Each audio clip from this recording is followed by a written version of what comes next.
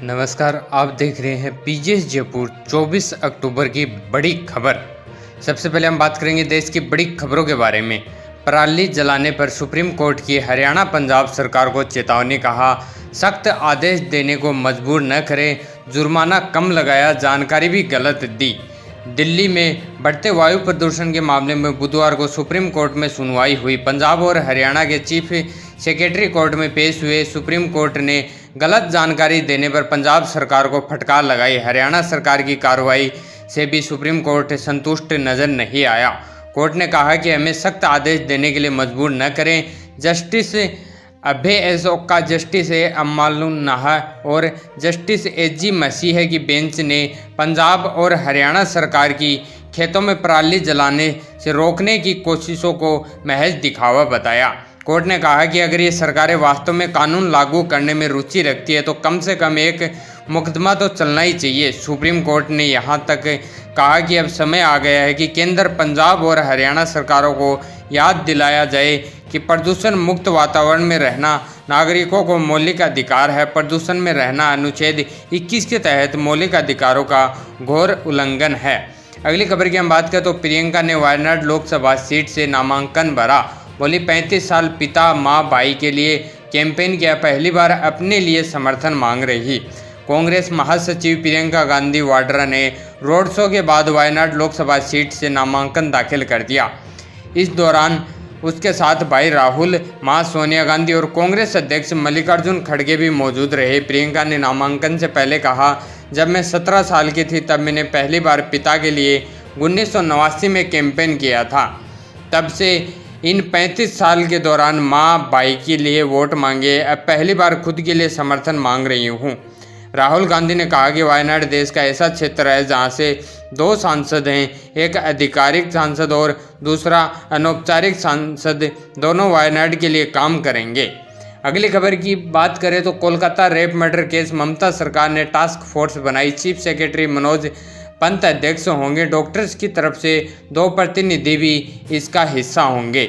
पश्चिम बंगाल की ममता सरकार ने मंगलवार को राज्य स्तरीय टास्क फोर्स का गठन किया है, जो राज्य में डॉक्टरों और स्वास्थ्य कर्मियों की सुरक्षा सुनिश्चित करने के साथ सर्विस की क्वालिटी में भी सुधार करेगी।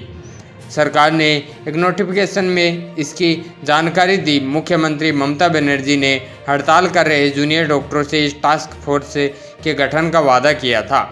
चीफ सेक्रेटरी मनोज पंत इस टास्क फोर्स के अध्यक्ष होंगे। Home secretary Nandini Chakraborty, director general of police DGP Rajeev Kumar, health secretary NS Nigam और कोलकाता पुलिस कमिश्नर मनोज वर्मा इसका हिस्सा होंगे। आगे हम बात करें राजस्थान की बड़ी खबरों के बारे में तो हाई कोर्ट में सुनवाई से पहले मेडिकल कॉलेज प्रिंसिपल की तबीयत बिगड़ी, सीने में दर्द के बाद डाला स्टेंट। रेजिडेंट डॉक्टर की हड़ताल मामले में मांगा था जवाब। जयपुर में रेजिडेंट डॉक्टरों की हड़ताल को लेकर हाई कोर्ट में सुनवाई से पहले एसएमएस मेडिकल कॉलेज के प्रिंसिपल दीपक माहेश्वरी की तबीयत बिगड़ गई। उन्हें सीने में तेज दर्द की शिकायत के बाद एसएमएस हॉस्पिटल में इमरजेंसी वार्ड में लाया गया। यहां से उन्हें बांगड़ परिसर के कार्डियक वार्ड में शिफ्ट कर दिया गया। ईसीजी जांच के बाद प्रिंसिपल को कैथ लैब में शिफ्ट किया, जहां विशेषज्ञ डॉक्टरों की निगरानी में उनका इलाज किया गया। यहाँ डॉक्टर दीपक माहेश्वरी की एंजियोप्लास्टी कर एक स्टेंट डाला गया।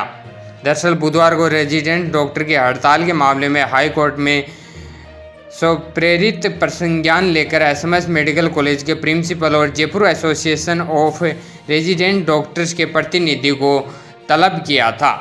अगली खबर की हम बात करें तो पुलिस को देख बस में बैठकर भागी रीट 2021 की आरोपी दूसरी पुणे में किचन डेकोर का काम करती मिली। फर्जी कैंडिडेट बनकर एग्जाम देने आई थी। रीट 2021 के पेपर लीक मामले में जोधपुर पुलिस ने 2 महिलाओं को गिरफ्तार किया है। परीक्षा में डम्मी कैंडिडेट बनकर बैठी आरोपी छम्मी विश्नोई से पूछताछ में उनका नाम सामने आया था। दोनों छम्मी की गिरफ्तारी के बाद से ही फरार थी। इनमें एक पुणे में अपने रिश्तेदार के यहाँ किचन डेकोर का काम करने लगी थी, वहीं दूसरी सांचौर में छिपकर रह रही थी। वह पुलिस के आने की भनक लगते ही बस में बैठकर भागने लगी। जोधपुर रेंज आईजी विकास कुमार ने बताया, भंवरी पत्नी हेमाराम को पुणे महाराष्ट्र से और संगीता पुत्री सुखराम को गुड़ामालानी से पकड़ा है। दोनों पर 25-25 हज़ार का इनाम था। 3 महीने पहले वृंदावन से गिरफ्तार हुई छम्मी बिश्नोई ने पूछताछ में दोनों का नाम लिया था। दोनों की रीट 2021 के पेपर लीक में संलिप्तता पाई गई है। ये दोनों ही डम्मी कैंडिडेट्स बनकर किसी अन्य परीक्षार्थी की जगह एग्जाम देने आई थी।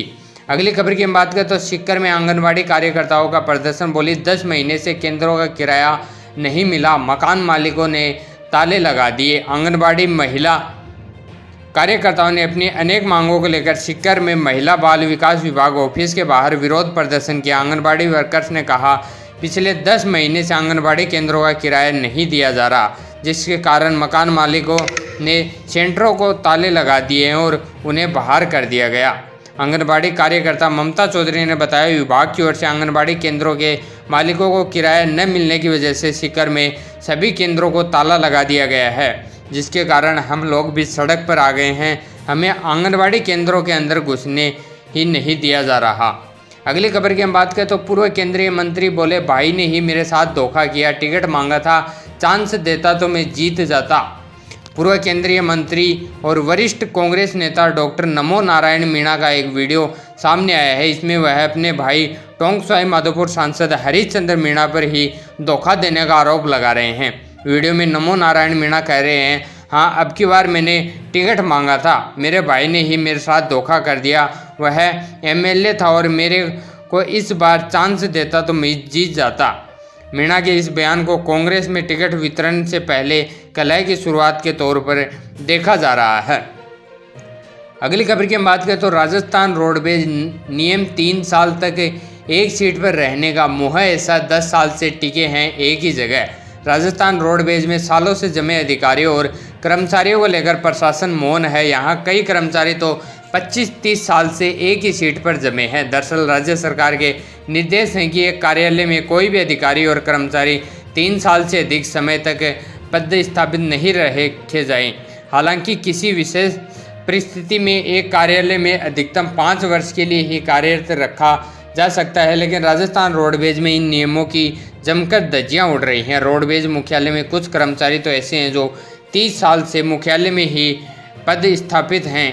इन अधिकारी और कर्मचारियों का कभी भी मुख्यालय से बाहर तबादला ही नहीं हुआ।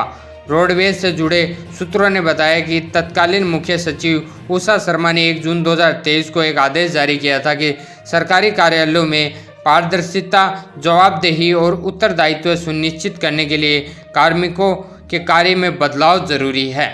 दोस्तों, यह थी आज की बड़ी खबर। ऐसी रेगुलर खबर देखने के लिए चैनल को सब्सक्राइब करें। धन्यवाद।